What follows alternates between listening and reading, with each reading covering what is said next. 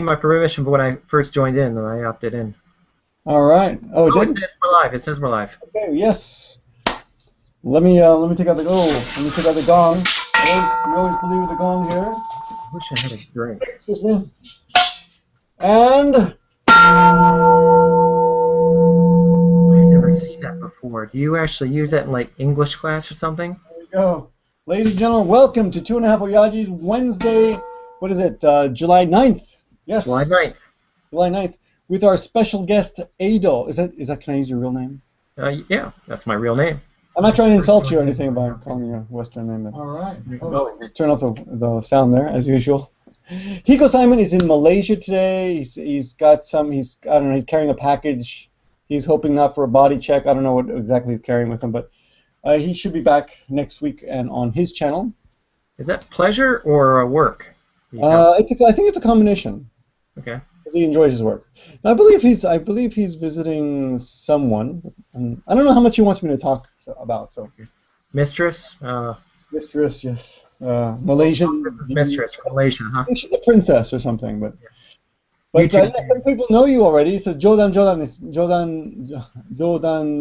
Do is here. Yeah, I know who that is. Yeah. And he says show with Ino Ue-san is always a good show. He's going to be disappointed this time, because yeah. For everyone who's expecting to find out how to sue your neighbor today, this is not what this show is about. Yeah. If that's why you came here, you're going to be sorely disappointed. But we're just going to kind of wake people up to the well, not me. I'm just a troll today. I'm here to encourage Eido to tell us what is needed. All right. So first of all, audience, let me begin by I saw Victor's promo video for this, and he lied. I have not sued somebody all in one. So I'm probably going to sue him for misrepresenting me after this video is done, and then I'll be able to tell you what it's like, and you'll see us going against each other. What I have done was I will sacrifice myself for the people. I have used a libel and defamation lawyer in Japan, and I have paid them money, and they have removed negative commentary on the internet on my behalf. So that is true. Has it gone to court? No, I have never experienced going to Japanese court. So just. But in a way, that is a win. I would have to say that is a win. You have not gone to court, but you have gotten what you wanted done. Yeah, but you don't get the judge, with the gavel and a satisfaction of have it going into the public record and all that jazz. You like men in long black robes? Is that what we're doing? Yeah, it's very undramatic. What happens is you have a long conversation with a lawyer. You gather a lot of information, which costs a lot of money, takes a lot of time on your part.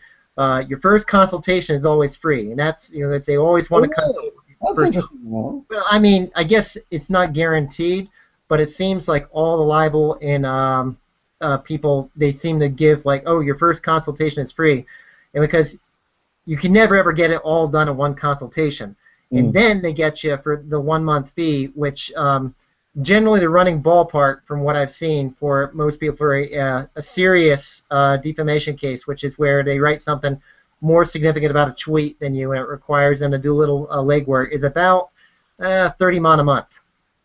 30 mon a month. Yeah, and that's base. So that's about $3,000 US a month. Yeah. Okay.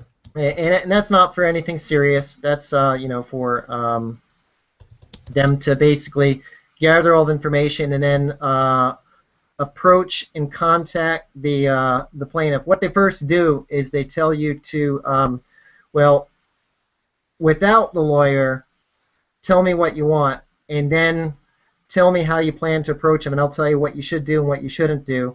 And they always want you to try to work it out one-on-one with the person first. And then, if that doesn't work, then you do the same thing, but with a chaperone. In other words, the lawyer. And that can be either the lawyer introduced and CC'd on the email, which it got that far with me, and then, if it doesn't work from there, then the lawyer, him or herself, kind of takes over and sends an email, and then it proceeds from there. So in my particular case, it ended after the chaperoned email to the person that I wanted the stuff taken down from. In other words, they didn't listen to me the first time when I tried talking to them, tried to be nice, and then I showed the reply back from the lawyer, and he goes, okay, now this time introduce me, and I'll verify that, yeah, we are in a relationship, and you're paying me money for the purposes of winning. And once that happens, that usually gets their attention. And it, from what he told me, 70% of the cases never ever go farther than that, you know, because that's enough to scare most people straight. And because it's not a scare tactic, it shows the other person, oh, he's actually spent money on this, and therefore, if you spent money on it, you're committed to win and get what you want. And that's very, very different from, you know, an empty threat where you just go on the internet and say, oh, I'm going to hire somebody, I'm going to sue you. You know, nobody takes that seriously. People say that all the time, yeah. Oh, yeah, yeah. Yeah, some people have said it to me, too. I've been threatened to by people that told me if I didn't do what they want, they would sue me. And some high-profile people, too. And I just ignored them because, you know, they didn't have a lawyer. And they claimed, you know, the law was on their side. And said, I love it when people claim they have a lawyer. They don't have my lawyer will be in touch. You don't have a lawyer. It's like you have a bicycle, like you know, my bicycle, you know, my lawyer. It's just something you just happen to have around the house, just sitting around waiting, right? But let's slow down a little bit because I think we're going a little bit fast for everybody, and I want everyone to savor every moment of your advice. Also because some people are stupid and they're just not going to get it, and they're going to ask questions. So do you mind going back a little bit and breaking down in generalities? You can't talk about specifics of your case. Okay. So here's where everybody's going to be disappointed is so in my case, when I settled with this person, what I got out of it was I got a lot of information deleted and I got a formal public apology. Now there's a give and take, and this was recommended by the lawyer. And one of the give and takes is if they do what you want. One of the conditions is that I had agreed to was I couldn't talk about the details publicly. Publicly is a very key word. That means I can have fun at parties and have a few drinks, and I can tell people privately. And then, this guy. And then if they said, "Oh yeah, I heard from Eido, he did this and this and this," I just deny it. So, oh, I didn't say that. I don't know what they're talking about. Just make sure they don't give you on camera or record you or get any kind of written record when you talk about it privately. Yeah, and I've obeyed that part of the agreement. So that was that. All right, but you can talk in generalities, or? Yeah, I can. So not just about this particular case, but about let's go back a little bit. Okay. First of all, how do you find a lawyer? So all you need to do is basically. Nichan, as you know, in Japan is very, very popular, and it's a cesspool of defamation and libel and slander. And if you go to local Google, and all you got to do is type libel and defamation in Japanese, you will get a whole bunch of ads for on both the AdSense and all this for lawyers that specialize in blog-based and Nichan-based and social network-based defamation. Really? Oh yeah. It's actually a point for advertising. People actually advertise. It's a point for advertising. And they normally try to do add-ons. So like I'll tell you the firm I use, Koushin-lawfirm.jp, KOUSHIN-LAWSUIT.jp. KOUSHIN. Yeah. Dash lawsuit. Lawsuit. .jp. Yeah, lawsuit in English. Even though the guy can't speak a lick of, well, he claims he could speak English. He's probably going to sue me for saying this, but he can't. Yeah. Okay. So anyway. And you found him again where? How did you find him? I basically typed in, choose and I did a search in Google, and that's how I got him. And I looked at okay, what's within my budget, how serious I am, and is this guy for real? He has won cases in the past, and apparently he's won cases in the past. And I looked up the guy's real name, and I looked to see if he's actually been in court and won cases, as opposed to a person pretending to be a lawyer and has like never been to court. And the guy had been to court. I looked him up in the public records, and he had one. So I then approached him. And He, How did you approach him? I sent him email, and then he called me on my cell phone, and it's like an English lesson. We met at a coffee shop, and we had like a long, long, long 4-hour talk at a coffee. We drank a lot of coffee that time, and I had printouts of all the internet stuff, because you can't really bring your laptop with you if you don't know if you have an internet connection or whatnot.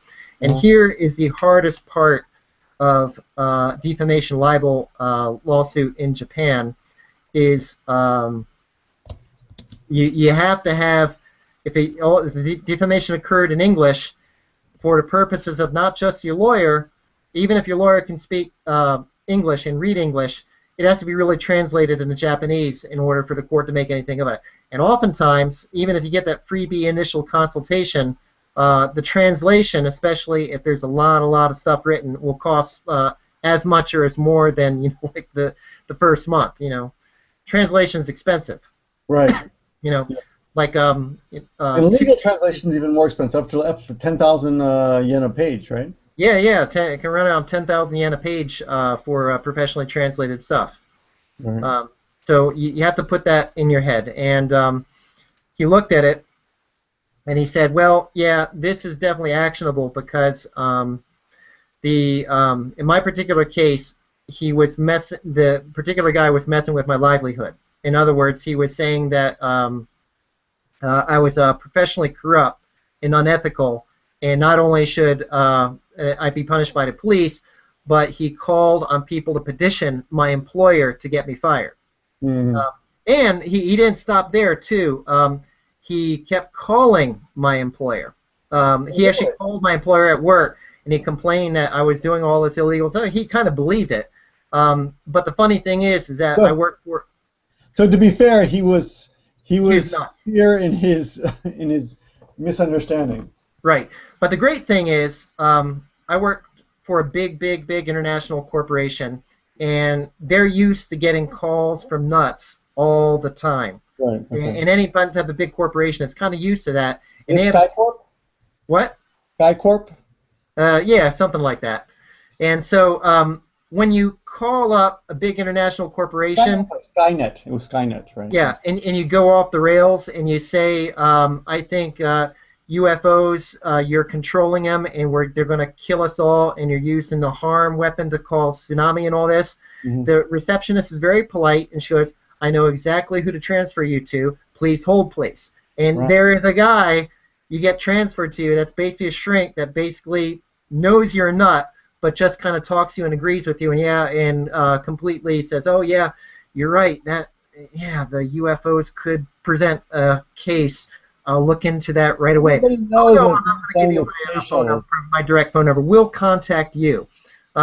So after the guy talks to the nut line, the nut line at my company is very gracious. They talk to me. They say, "Hey, I just want you to know there's this one guy that keeps calling up and demanding you get fired, but we figured out in 30 seconds that he was a nut. So what we've done is we've taken his picture and we've given it to security downstairs to make sure that he can't get in the building." So actually they protected me as well, because that happens. But one thing happened another, and normally I dismiss him as a nut, but another guy that was less known as a nut, he decided to take one of his nut pieces and republish it on a fairly large circulated website that got a lot of traffic. And I was like, you can't do this.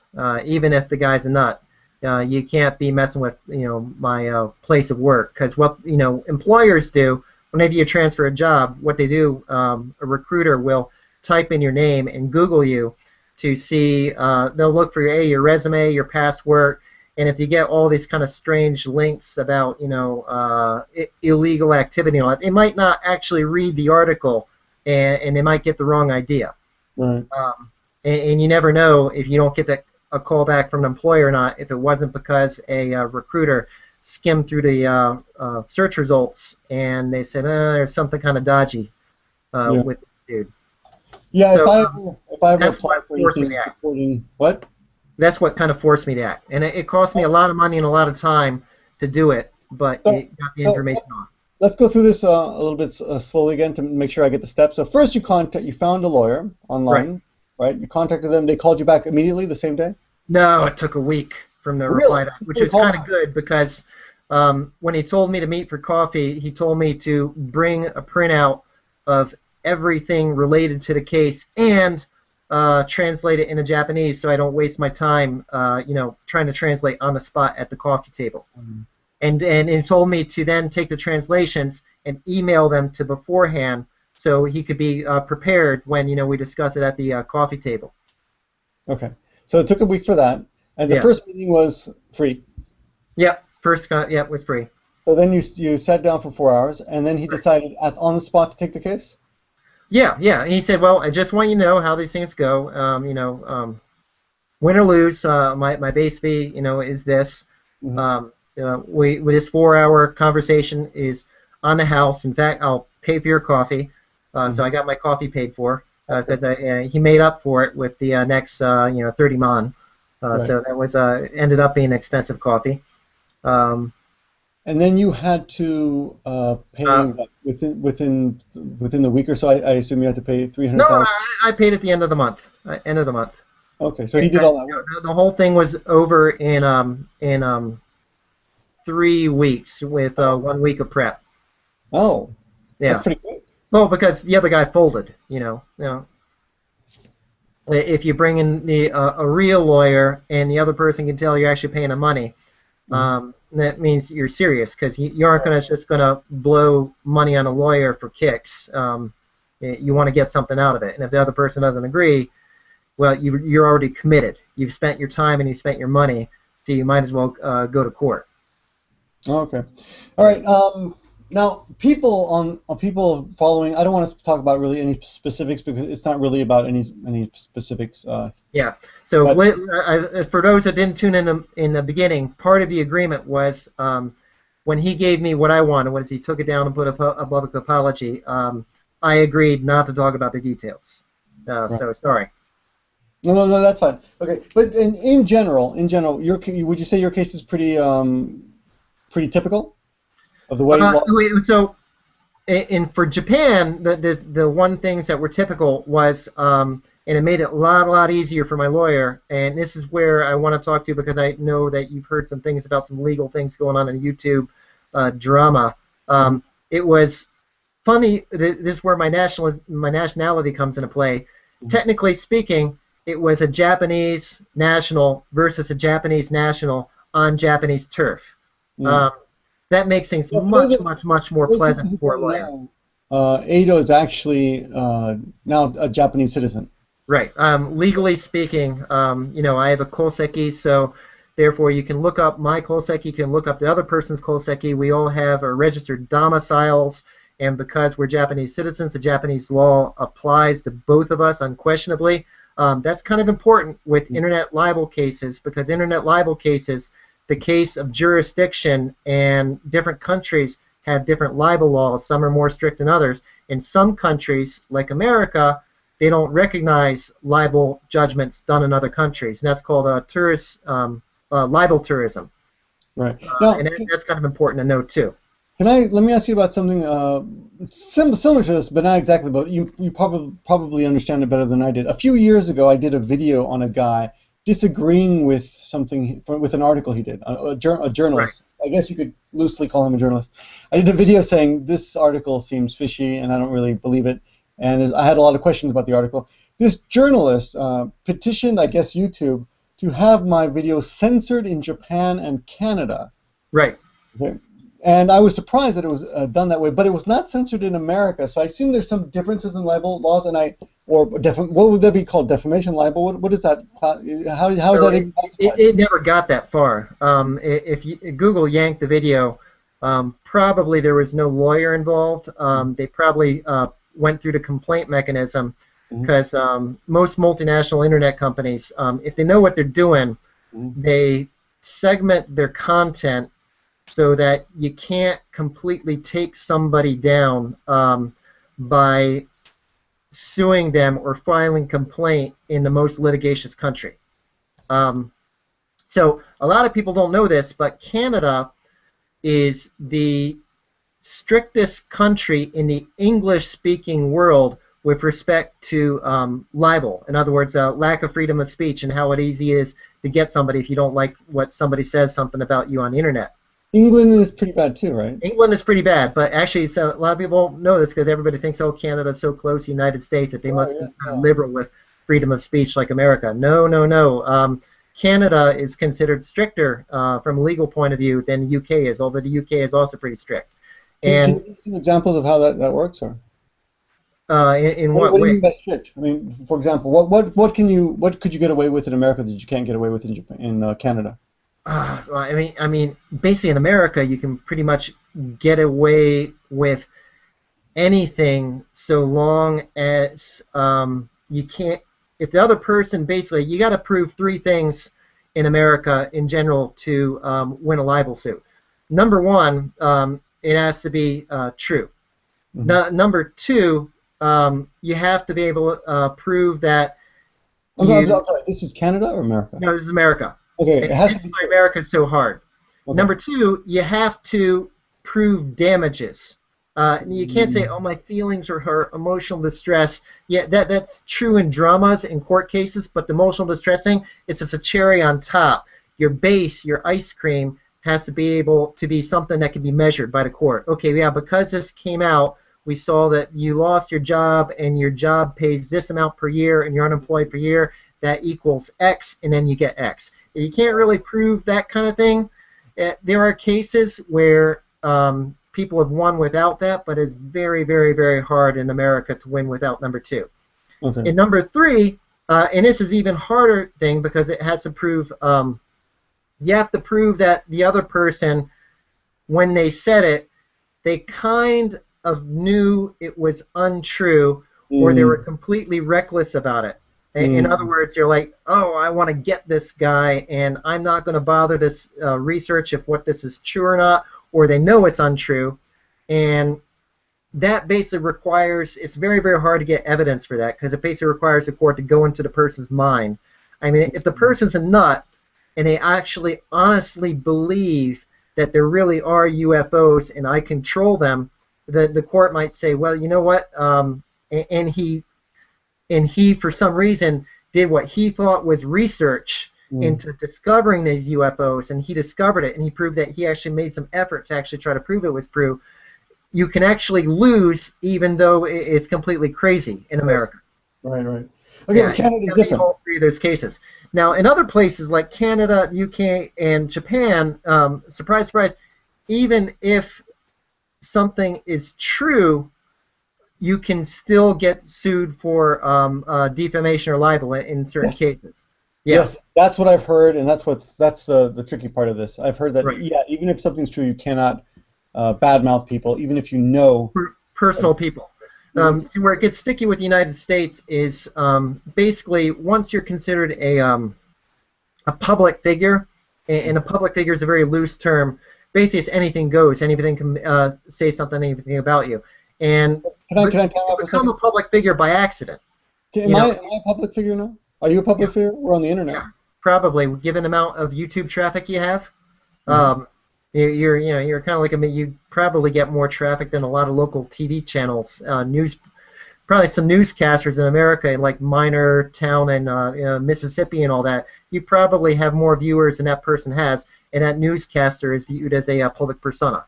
So all you guys can call me gay and what else? In America. In other countries, it's a different case.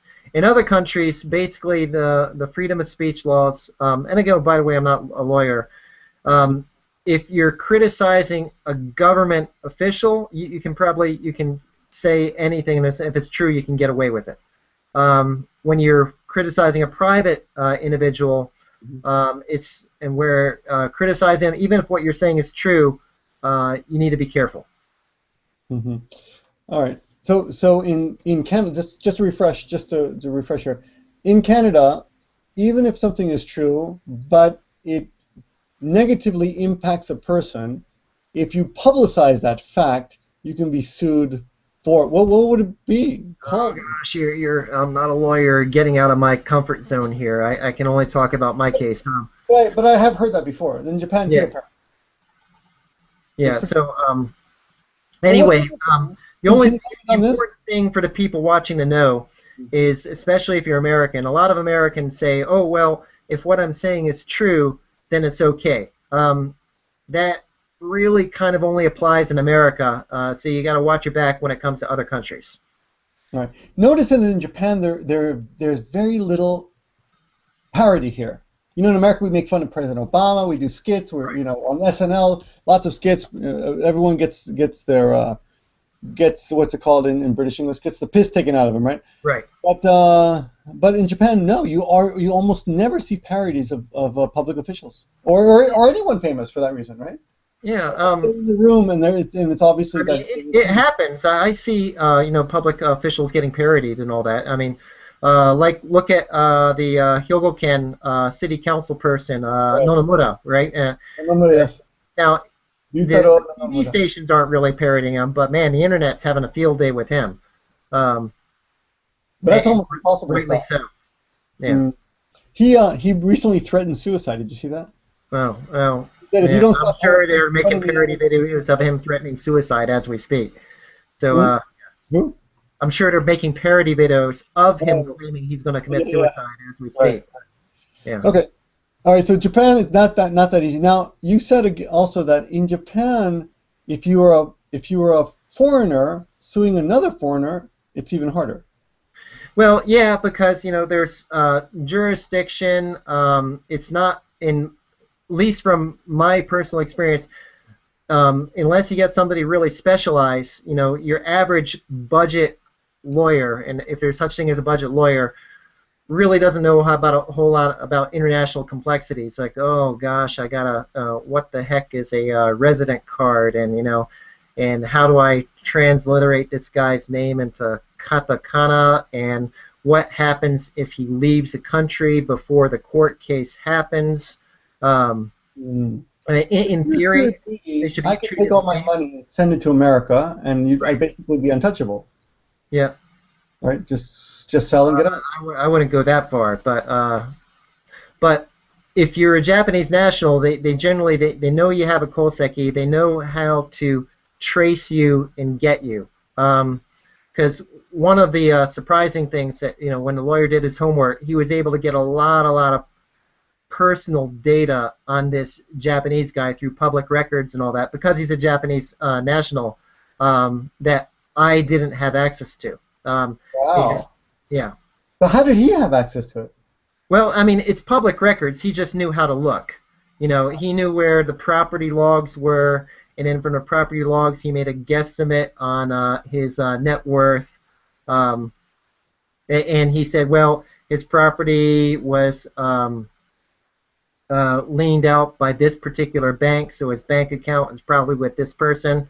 When you have less of a record in Japan, then apparently it's harder. All I know is when the guy talked to me and I told him that the other guy's Japanese, he breathed a sigh of relief. He said, "Oh, thank goodness."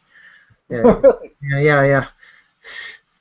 So suing in America would be tough. He was afraid I was going to sue somebody in the United States and all that, and I was like, I don't know about this, but no. All right.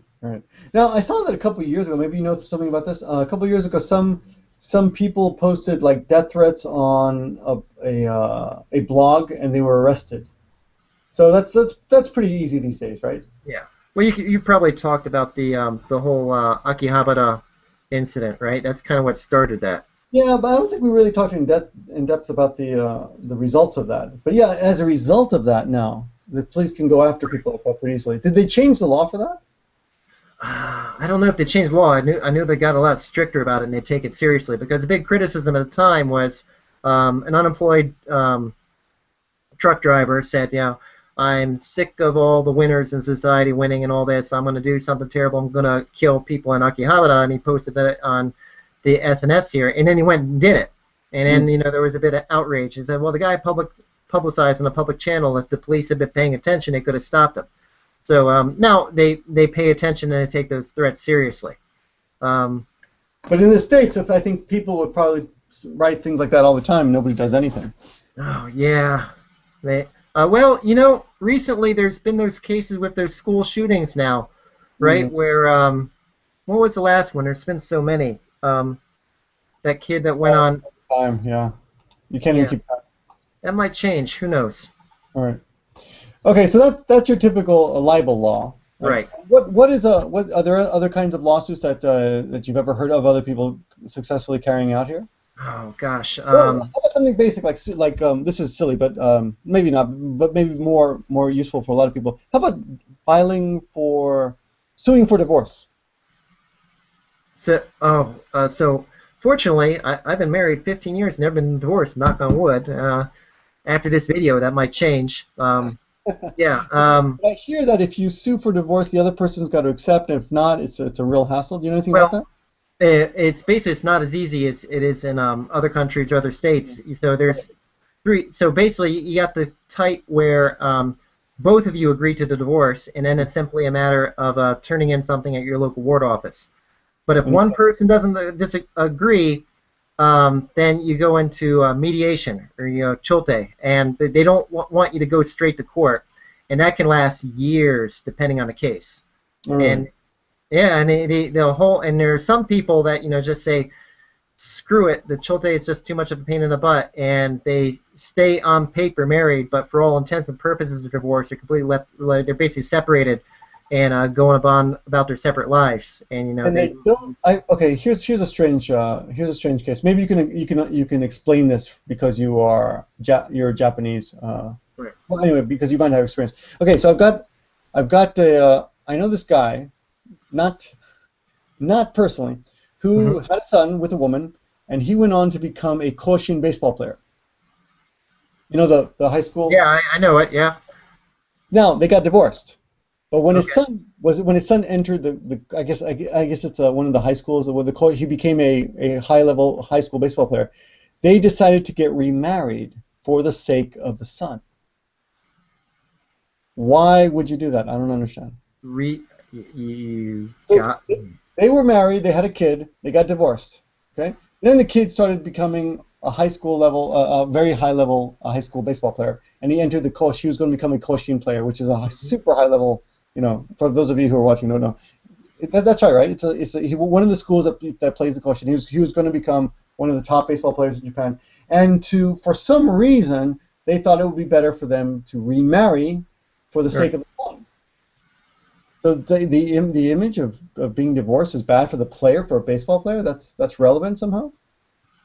I guess, man, I am so out of my comfort zone on this video. I just know there's all these comments saying he doesn't know what the hell he's talking about. That's not true. Well, I don't know either. I've been here a long time, not as long as you, but pretty long time. And I've never. And I know. There's a taboo to getting divorced, etc. Right? Yeah.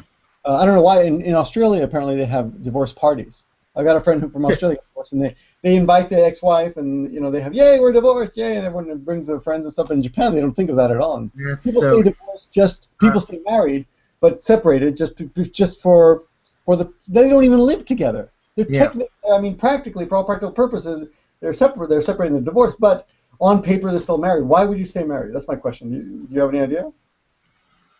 Money? Is it taxes? Is it?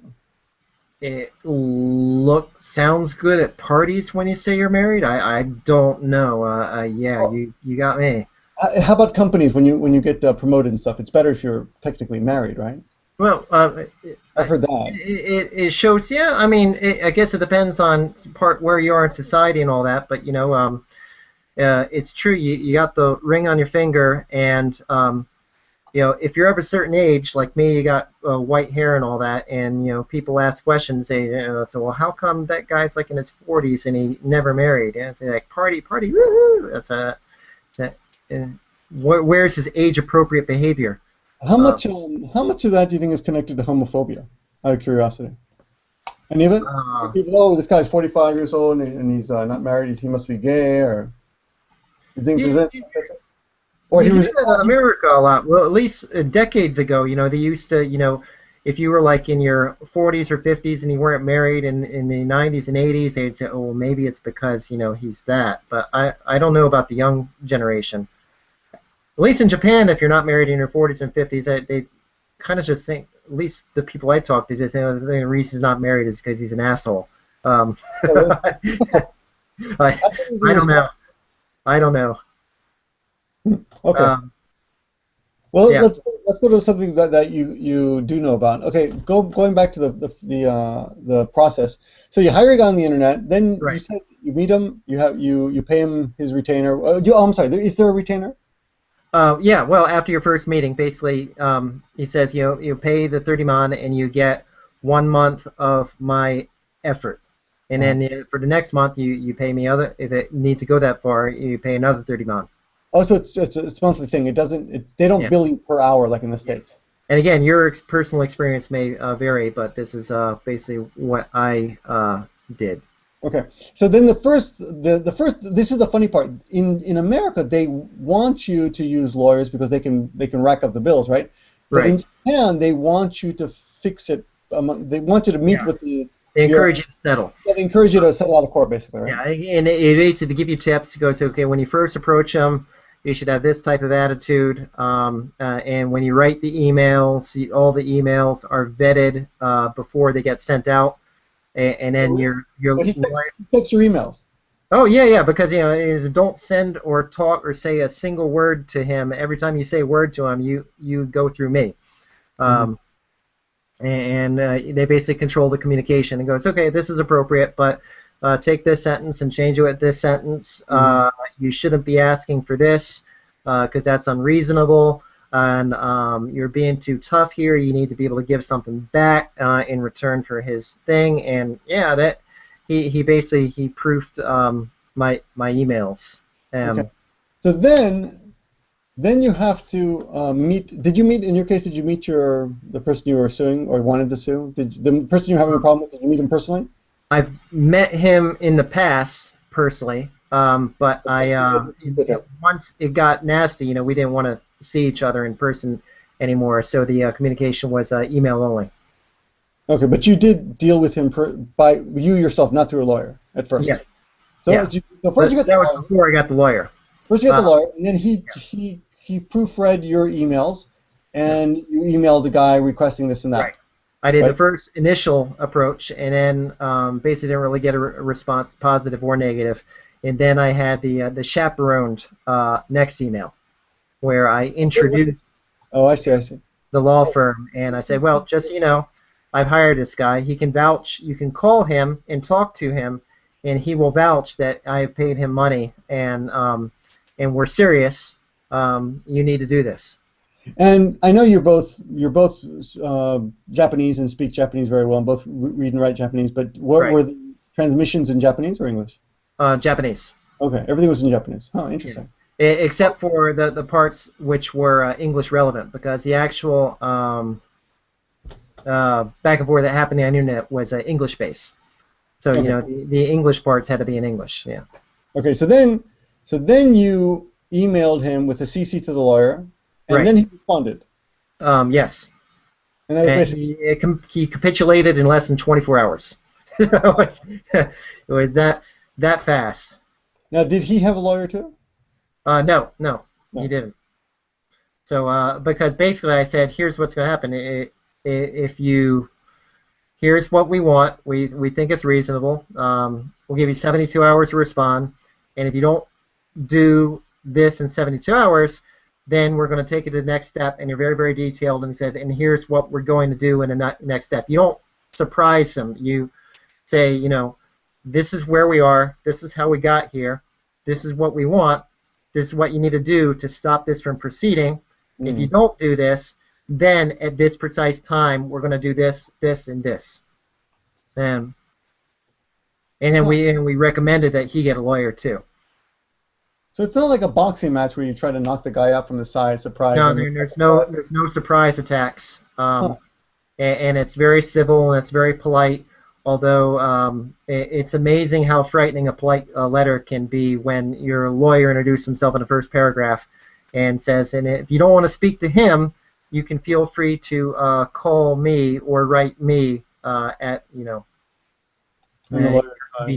Right. Okay. All right. That's interesting. All right. All right. I don't know. I'm looking through the comments. I don't really see any specific questions regarding this topic, but there must be some. Does anyone have any specific questions about this? Do you remember how we actually, this crazy topic, which I know nothing about, actually got proposed? It's because I read that YouTube page about suing somebody and collecting $10,000 and all that, and I looked at that. Someone wanted to gather up $10,000 and come to Japan and sue somebody. That's kind of inspired this question.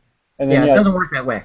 It doesn't work that way. So whoever you are, first of all, nothing costs U.S. $10,000 to do anything in Japan. You talk to a lawyer first, and then the lawyer gives you a price, and then you raise some money for the price. And if you're quoting a price in U.S. dollars, it just tells the other person that you haven't talked to a lawyer in Japan, because they don't take U.S. dollars here. They take Japanese yen. And you should get your free consultation and talk, and the lawyer will tell you if you should even bother wasting your time and his time, because not only is it expensive, it's a lot of work. I mean, translating all that stuff, even before it even goes, just at the mediation stage, it's it was a huge amount of time and effort. I mean, I don't even know. I mean, would I do it again? Oh gosh, I'm not sure. Oh really? It was really draining. I mean, I kind of won in quotation marks, and you get kind of a high from that for about a week or two, but you're like, oh gosh, I'd never ever want to do that again, because that was a real bitch, and heaven forbid if somebody ever messes with me again, I'll probably want to follow through, because I want to make it worth my time that I spent sweating blood and tears trying to prepare to win. Already, right? You don't want to just it's a complete waste if you don't follow through the whole way, right? Right. But actually, you're probably better off just cutting your losses. Oh yeah, because you can always, there's a chance you might lose, and so after all that effort, and you think that, I put in the effort and I know I'm right. But sometimes the law works in mysterious ways. Even if you're right and a person did libel and slander you, you can still lose. And then there's no chance you'll be able to. There's not necessarily a guarantee you'll be able to appeal, and appeal is just even more work. So you have to be really, really, really committed to go all the way. I mean, in some ways, I guess having the threat from the lawyer and end there, that's probably the best case scenario. That's really where you want to end it, because you get what you want, and you don't have to take it to court. And you don't spend that much money. Yeah. Right. Okay. So I know. Let's just, if you got a few minutes. Sure. Now, here's some just your opinion on a couple things, not exactly related to lawyers and stuff, but the other day Hiko-san was talking about the guy who burned himself, the Shoshin Jisatsu. Oh yeah. The guy who what's it called? Self-immolation. Is that right? Yes. So he apparently wasn't covered on NHK at all. Right. He was eventually. It was? Not initially. Yeah. So, but by then everybody knew about it, and it wasn't really news. Right. They didn't cover him for, like, I think the first 24 or something hours, because I think they were debating whether or not it's newsworthy, and they had to judge whether it was, if there'd be copycats, and whether his message was unique. Because, I mean, Lord forbid if NHK covered every single person in Japan that tried to commit suicide for one reason or another, there would be no room for any more news. And you also got to think of the family. I mean, they didn't know the guy's mental state. What if the guy was mentally ill and he didn't know what he was doing, and he caused a lot of suffering to his family and his friends? And should they protect the guy's identity if the guy's mentally ill, so he has a chance to be able to re-enter society without the shame of having his name and image broadcast around the nation? Good point. So it's actually, they're really thinking about, it's not just an attempt to cover up anything. Yeah, news is news, but in the same part, I mean, what if the guy was mentally ill or and whatnot, and he had a lapse of judgment where he decided to kill himself, and he made up a trumped-up excuse about politics or whatnot. But then later on, he wants to re-enter society because he's healed now and he doesn't have any suicidal tendencies. Now, I'm not saying you shouldn't report it in any case ever, but what I'm saying is before you just jump the gun so that you can get the page views, you should really think, is this in the best interest of both the society and the victim, and you got to balance it. So the majority of news stories were all focusing on the reason that he was protesting the constitutional change that Abe was. Yeah, but you know what? You know what? Big deal. Because here's why. There's millions of people in Japan that are against that and have very, very strong opinions about it. So that's not really a unique, newsworthy opinion. There's millions of people in Japan that have that opinion, and they've told people about it. Yeah, there's millions of people in Japan that really, really feel strongly about the attempt to reinterpret the Constitution to allow for collective self-defense. So should you give somebody a news coverage if they decide to punctuate their personal opinion they have by setting themselves on fire? Well, maybe.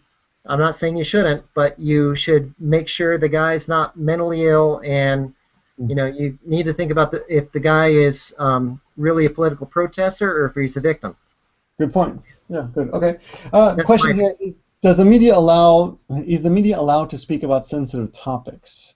My view is they always seem to be behind on sensitive. They always seem to be like a couple weeks late on anything that's interesting. What do you think about that? What's a sensitive topic? Well, for example, do you think that the Japanese media is purposely ignoring anything that they should be covering, but they're not? For example, I don't know, Fukushima. Man, all media does that. Anytime New York Times does it and all that, because in the modern news world, you can't really lie about something like great propaganda, like the PRC does in newspapers and all that, because the internet will immediately call you out. So what all news agencies, whether they're liberal or whether they're conservative, they both do it. If to mend the opinion is that they just report more of one side and less of another side. And because that way, if somebody says, "Oh, you're distorting things," you go, "Oh no, we just didn't get around to it," or whatever. Right. But in the end, there's also the advertising dollar. Yeah, and that's kind of the thing. If you're a for-profit news agency, there's the bottom line where you got to feed people and all that. Whereas if you're a public news agency, there's less of a motivation to go for the scandalous news in order to try to get the ratings.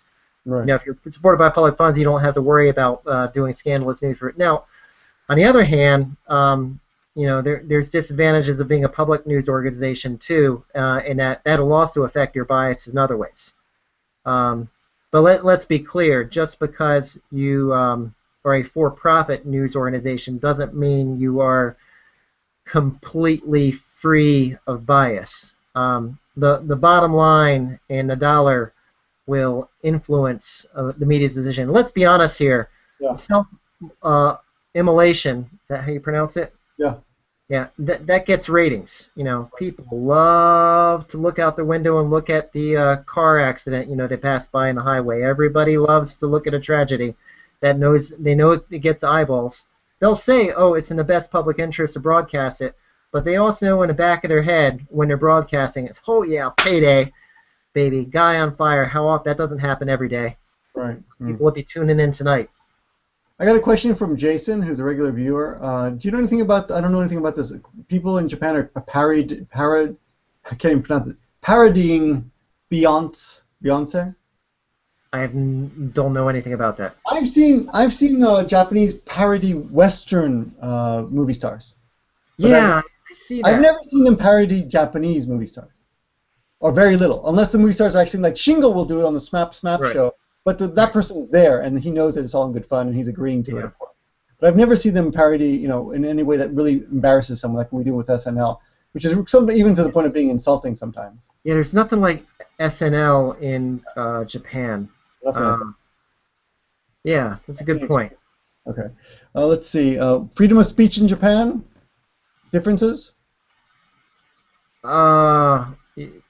Freedom you have a lot of freedom of speech in here. It's very, very hard to You can say pretty much whatever you want about the government, and you will not get arrested, so long as you don't cross a line, like do something illegal, incite people to riot or whatnot. It's not China. Yeah, I so keep getting the question, and I know the answer to this, but I keep getting the question about double citizenship in Japan. It's pretty much moot unless you're under 18, right? no, there's a lot of people that are legal dual citizens. Um, how did we get on this topic? I mean, in one Yeah, place, I got 5 people asking the same question. Because I'm glad because yes. See, I'm so stereotyped. I'm so stereotyped. All people care about is my citizenship. That's all I want to hear about. They don't want to hear about my legal opinions about suing people, which is actually probably a good thing because I don't know anything about it. So I do not have Japanese citizens. People asking me that. No, I don't have it, and I'm not interested in it at this moment. so In the future, but some people may not know this, but there are certain countries in the world where you can't lose your citizenship even if you want to. yes. Peruvian Example: women. Brazilians. Yes. Brazilians cannot, if you're natural born, they cannot renounce. They cannot lose their citizenship. So if they naturalize, they're effectively dual citizens. I mean, they take an oath where they do the same thing that people that are born dual nationals, where they make an oath to choose a Japanese nationality, but that's as far as they can go, because if they try to lose their nationality by going to court in Brazil, Brazil will say get lost. You're Brazilian whether you like it or not. If you were born Japanese, can you renounce that and become completely American? Oh yeah, sure. The only thing you can't do, Japan will not allow you to be stateless. America will. In fact, there's very few countries that'll let you be stateless. America's an oddball in that they'll let you be stateless. But most countries, they say, well, you don't want to be Japanese, that's fine, but you got to line up another citizenship first. We'll let you get rid of Japanese citizenship, but you got to prove to us that by getting rid of your Japanese citizenship, you won't be stateless. Okay. So you can't just renounce Japanese citizenship. You've got to actually convert to something. Correct. Yeah. So if you become American, you can get rid of your Japanese citizenship. Okay. Let me see what else If we you have. wanted to. I'm going through the words here. I don't really see many questions specific to this. Some nice comments. Whenever is on, it's always a good show. Let's see. I don't know why I don't think this is a good show, but yeah. But, Sorry, it's not your fault. Yeah. What do you think? Were you following the soccer game? You mean Germany versus Brazil? Were you surprised? Suarez biting that guy, the Brazilian whose back is broken now. Any thoughts on that? You know what kind of interests me more than that was actually there was a commentary opinion article on Japan Times about saying, really, everybody in Japan thought that the Samurai Blue would do well, even though all the professional soccer opinionists said they didn't stand a chance in hell, and they were like the only team that was like worse in the ratings in Japan was Australia and a few other countries. I think Korea was another one. Yeah, I thought that was really depressing because he basically said, well, everybody in Japan is stupid because everybody else in the world knew that Japan would be eliminated early. And, well, maybe so, but, man, that's kind of harsh. Yeah, that is pretty harsh. That's pretty depressing. But I'm not really a big team sport fan anyway. But, yeah, I'm just going through the comments. And I've gotten into it now because, as an American, we're taught to hate soccer as children, and then well, as children we like it, but as soon as we get out of that, as soon as I feel more international now. Now that suddenly getting that Japanese citizenship, for some reason I like American football less, and I like real association football. I enjoy it more. It's kind of like ice hockey, but slower. All right. Although in the case of the Germany versus Brazil match, the score was as high as a hockey game, which was interesting. 7-1, man. That's pretty high scoring, actually. Yeah. Oh yeah, that's extremely high scoring for soccer. Oh, what do you? A lot of people are asking about the Typhoon. Are you doing anything to prepare for this? I'm just hoping it doesn't hit. It's supposed to hit Nagoya Thursday or Friday. Tomorrow. Yeah. So they're hyping it. What, the Super Typhoon, right? I mean, you and I, we've been through umpteen typhoons, too many to Yes. count, and they always say Fuckers out. They always say it's going to be a big one, but usually nothing ever happens. the good thing is, Japan is very, very used to typhoons because they get them all the time. It's kind of like North Carolina in United States. North Carolina gets hurricanes all the time too, and there's some destruction. I think one person was killed in Okinawa, I think, because of the typhoon so far. Am I right about that? I don't know. I haven't That's a really. tragedy, but in Tokyo, I imagine now that it's hit ground, it's going to lose a lot of steam before it gets up this far, even if before it gets up to like Osaka or Nagoya. I know a couple who actually canceled their trip to Nagoya, to Japan because of this. Because they're just afraid. They don't know what's going to happen. The media plays it up. It's going to be huge. They're just. Yeah, I wouldn't be afraid of getting killed. I would be afraid of my flight getting canceled and me being getting stuck. But yeah. Yeah, that would suck. Yeah, getting stranded. All right. Well, yeah, I think that's about it. Thanks. I guess we should wrap this up. I've had you on for an hour. Sorry to. Really? Oh. Yeah. Almost an hour, 55 minutes. Somebody asked me an oddball, a hard question that's not about nationality and not about suing people. You have about 10, 15 seconds. Difficult question, anyone? Or Vic, you can ask me too. Yeah. I don't. Well, your cat recently died. Oh yeah, both of them. Both of them, yes. Yeah, they were twins, so they're from the same litter. One. Oh. But are you getting a new cat? I'm trying to. Yeah, I've been with cats for 20 years, and so this is like the first time in 2 decades that I've never had to change a litter box and all that. I love pets, like dogs and cats, and all that very much, but they're a responsibility to take seriously. And so now that I don't have the responsibility of animals, I want to try to enjoy that for a bit before I get into a commitment again. No, you can't divorce your pet. You get your pet and you're there literally till death do you part. Yeah. And in my case, my cats were great. They lived 20 years. That's a mighty long time. That's longer than I've been married. You've had your cats longer than you've had your wife. Yeah, yeah. I think. And my wife likes to tell people the reason she married me was because of my cats. And if I didn't have a cat, she wouldn't have married me. Well, definitely my wife. He told my mother that when she first met her as like a joke. Said, "What do you see in my son? What's the best thing about him?" He goes, "He has cats." And I think maybe she said that because like that was the only thing she could say in English. But that made quite an impression on my mother. She was like, "She likes your pets more than you." I was like, "Oh, she's just messing with you. She's just an Osaka." Well, when Maggie, I always used to joke that if Maggie ever dies, my wife's going to divorce me because there'll be no reason to stay with me anymore.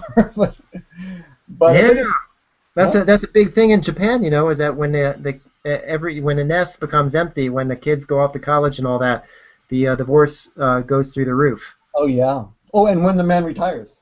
Yeah. Oh yeah, too. Because they get the pension, and then with the new laws, the wife will still get a cut of the pension. So,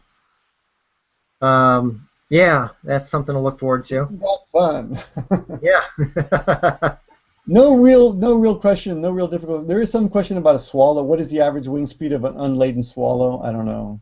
If you. My wife is a very, very big Monty Python fan, and she could probably answer that for you. But I forget the line. Oh, I didn't know that. Yeah, from the Holy Grail. Okay, good. Well, you got me there. Didn't see that. Okay. Here's a good question. Actually, interesting. How many foreigners what's the question really? How many Westerners have become naturalized citizens of Japan? Is that even countable? They only. You do know actually, don't you? They only break out the Koreans and the Chinese in the stats, and then there's the other. So there's about 12,000 people per year right now are naturalizing, and about 90% of them are Chinese and Koreans. And amongst the Chinese and Koreans, the breakdown I think is something. It's around 60-40, 70-30 or something, with more Chinese now naturalizing than Koreans. It's really tapered off. More Chinese, really? Oh yeah. The Koreans are slowly. I got to be careful on words. I almost said the Koreans are going away. But one thing that happened in 1985 was the nationality law was changed so that you can inherit Japanese nationality from either your father or your mother. Mm-hmm. And what happened then was, believe it or not, a lot of the special permanent resident Koreans were against this law, because what it does is when special permanent residents intermarry with Japanese, and eventually will after Japanese, that means their children, when they're born, they automatically get Japanese citizenship, Mm-hmm. which means the SPR population, SPR means special permanent resident population, if you look at the numbers, it's been nosediving since 1985, and especially after 2002 with the whole North Korea thing. So a lot of people say that, oh yeah, Koreans and Chinese have been in this country forever and they can never get Japanese nationality. That actually, if you look at the stats, that's not true. Their numbers are decreasing, and in their place, their children are being born with Japanese citizenship, because intermarriage between the Korean and Chinese and Japanese community is to the point now where you either have a Japanese husband or you have a Japanese wife, and either way, your kid's going to get Japanese nationality. Right. Huh. Right. Do they make any distinction between North and South Koreans? In the charts, they do not. In the stats, they do not. Interesting. Yeah, I would think they would, because they see themselves as quite different. So yeah, this is a long thing to talk about, but there's it's kind of a state. It's called Chosen, and it's really complicated. It's lawyer stuff, and I'm uncomfortable to talk about legal stuff unless I prepare. But they don't make a distinction. Not in the official tables. I'm sure somewhere in the charts they have it, but in the published stats they just say Koreans. Okay. So 90% of all 12,000 people who naturalize every year. Every year, 90% are Koreans or Chinese. Correct. Right. And then remaining 10% are a breakdown of Brazilians, Filipinos. Yeah. Weird people like me. Americans are, a small portion there. I get excited every time I meet a naturalized American, because that's like a big deal for me. I get to meet about a new guy every year, and I actually met a new guy last week, and I was impressed. First of all, when I meet naturalized Americans, one thing that's weird is I feel really young, because Americans tend to naturalize really, really old. The last guy I met, the last 3 Americans I met that naturalized, they naturalized in their 70s. I naturalized in my 40s. So all those out in the audience that say, oh, I'm 21 years old and I'm going to naturalize an American, all that, trust me, you can afford to wait a few decades. You're fine. Whereas when I went to your YouTube party in Osaka the other couple weeks ago, man, I felt old there. That was the reverse. I think that's a mental thing you gotta deal with. No, I mean, I met like 4 people there, and I was like, how old are you? And they're like, 19, and you're very, very nice, but when you say you're 19 years old, here's what goes through my head. I was like, multiply that age by 2, and they're still younger than me. Right. And their age, they are closer to my daughter, way closer to my daughter than they are to me. Maybe that's why you feel it, because I don't have a daughter or anything like that. Yeah. But if they told me they were high school students, I would feel weird, right? Yeah, and I thought about why you didn't feel weird at that party, Vic, and I think if I can make a comment, is it because you're a teacher, and therefore by the nature of your profession, you're likely to meet young clients, and so you're more comfortable being around a younger crowd, where when I go to work, there are new grads and all that, but a lot of people at my level, like managers and all that, they tend to be in their 30s or 40s or higher, 50s.